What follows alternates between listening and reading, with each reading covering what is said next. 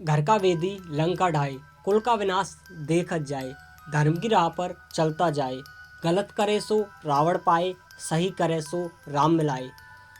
तो यह कुछ पंक्ति मैंने आपके सामने प्रस्तुत की। यह है महाराज विभीषण के बारे में। तो राम राम सभी को। आज की वीडियो में हम बात करेंगे महाराज विभीषण के बारे में। महाराज विभीषण जो आज भी हमारी पृथ्वी पर मौजूद हैं, लेकिन क्यों? महाराज विभीषण जो आज भी उड़ीसा में प्रतिदिन पूजा करने के लिए आते हैं, लेकिन क्यों? महाराज विभीषण जो कलयुग के अंत तक रहने वाले हैं, लेकिन क्यों? इन सारे क्यों का जवाब हम इस वीडियो में देने वाले हैं। सबसे पहले हम विभीषण के माता पिता के बारे में बात करें तो उनकी माता का नाम केकसी था और उनके पिता का नाम विश्रवा था। ऋषि विश्रवा के एक और पत्नी थी जिसका नाम था इलविड़ा या देववर्णिनी। इलविड़ा का एक पुत्र हुआ था जिसका नाम था कुबेर, जिन्हें हम धन के देवता के नाम से भी जानते हैं। केकसी की 4 संतानें हुई थीं, जिनमें से सबसे बड़ा रावण था और सबसे छोटी थी सूर्पणखा। विभीषण अपने भाइयों में सबसे छोटे थे और विभीषण की एक पुत्री थी जिसका नाम था त्रिजटा। यह वही त्रिजटा है जिसने माता सीता के प्रहरी के रूप में कार्य किया था। जब रावण माता सीता को अपहरण करके लंका ले गया था तो लंका में प्रहरी के रूप में त्रिजटा ने ही माता सीता की रक्षा की थी और भगवान श्री राम की पल पल की खबर माता सीता को देती रहती थी। यह वही त्रिजटा है जो राक्षस कुल में होते हुए भी अपने धर्म की राह पर चलती रही और अपने पिता विभीषण की तरह ही अपने धर्म की रक्षा करती रही। जब विभीषण ने रावण को खूब समझाया था कि तुमने यह बहुत गलत किया है, माता सीता का अपहरण करके, माता सीता की चोरी करके तुमने यह बहुत गलत कदम उठाया है, तुमको माता सीता को वापस कर देना चाहिए, तुमको श्री राम से माफ़ी मांग लेनी चाहिए। तब रावण कहता है, विभीषण, शत्रु को श्री लगाकर संबोधित मत करो। और हाँ, तू शत्रु को श्री लगाकर मेरे सामने बात मत कर। मैं एक बार जो कदम उठा लेता हूँ उसके बाद में पीछे मुड़ के नहीं देखता और जो भी मैंने किया है वह सत्य है। अब मैं पीछे मुड़कर नहीं देख सकता। और तू यह कैसी बातें कर रहा है? तू हमारे कुल में होते हुए राम की प्रशंसा कैसे कर रहा है? क्या तुझे डर है राम से? क्या तुझे डर है अपनी मृत्यु से? तुझे यह नहीं पता कि तू किसका भाई है?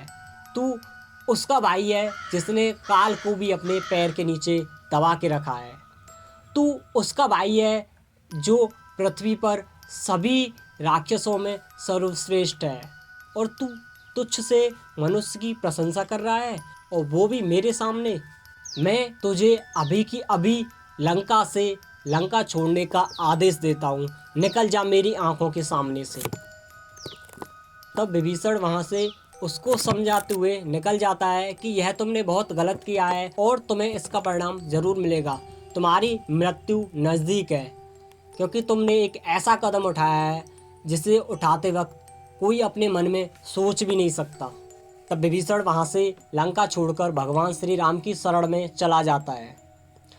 माना जाता है कि जब हनुमान जी ने लंका को जलाया था तो केवल विभीषण के ही कक्ष को छोड़ा था और सारी लंका को जला दिया था। तब रावण देखता ही रह गया था क्योंकि हमारे हनुमान जी इतने बलशाली थे कि अगर चाहते तो रावण को वहीं की वहीं मार सकते थे, लेकिन उन्हें पता था यह कार्य मेरा नहीं है, यह कार्य है भगवान श्री राम का और उन्हीं के शुभ हाथों से यह शोभा देगा। इसलिए हनुमान जी केवल लंका को जलाकर वापस आ गए थे। विभीषण ने लंका की सारी महत्वपूर्ण जानकारी भगवान श्री राम को बता दी थी और रावण के बारे में भी विभीषण ने सारी खुफिया जानकारी भगवान श्री राम को दे दी थी। जब राम और रावण में युद्ध हुआ था तो यह जानकारी भगवान श्री राम के लिए बहुत ही फायदेमंद साबित हुई और भगवान श्री राम ने रावण पर आसानी से विजय प्राप्त कर ली। रावण के कुल का अंत हो चुका था, लंका में कोई भी राक्षस बाकी नहीं रह गया था। भगवान श्री राम ने खुश होकर विभीषण को यह आशीर्वाद दिया था कि तुम कलयुग के अंत तक इसी पृथ्वी पर रहोगे, और भगवान श्री राम ने विभीषण को लंका का राजा भी बना दिया था। इससे विभीषण खुश तो थे लेकिन वह दुखी भी थे। दुखी इसलिए थे कि भगवान श्री राम के जाने का वक्त हो गया था और विभीषण उनको छोड़ना नहीं चाहते थे। वह चाहते थे कि भगवान श्री राम उनकी आंखों के सामने पल पल रहें। वह अपनी आंखों से भगवान श्री राम को दूर करना नहीं चाहते थे। जब भगवान श्री राम अपनी देह त्याग करने के लिए सरयू नदी में जा रहे थे तो विभीषण ने कहा था कि भगवान, मैं आपके बिना नहीं रह पाऊंगा, आप मुझे अपने साथ ले चलिए। तब भगवान श्री राम कहते हैं कि तुम्हारे जाने का वक्त अभी नहीं हुआ है। जैसे तुमने मेरी सहायता त्रेता युग में की है वैसी ही सहायता तुम्हें आगे चलकर मेरी करनी है, जो कि कलयुग में कलिराज नामक राक्षस से लड़ने में करनी है। तुम्हारे जाने का वक्त अभी नहीं हुआ है। तब यह कहकर भगवान श्री राम आगे बढ़ते हैं। तब विभीषण कहते हैं, मुझे तुम्हारे दर्शन की आदत लग चुकी है, अगर तुम यहाँ से चले गए तो मैं तो जीते जी ही मर जाऊँगा।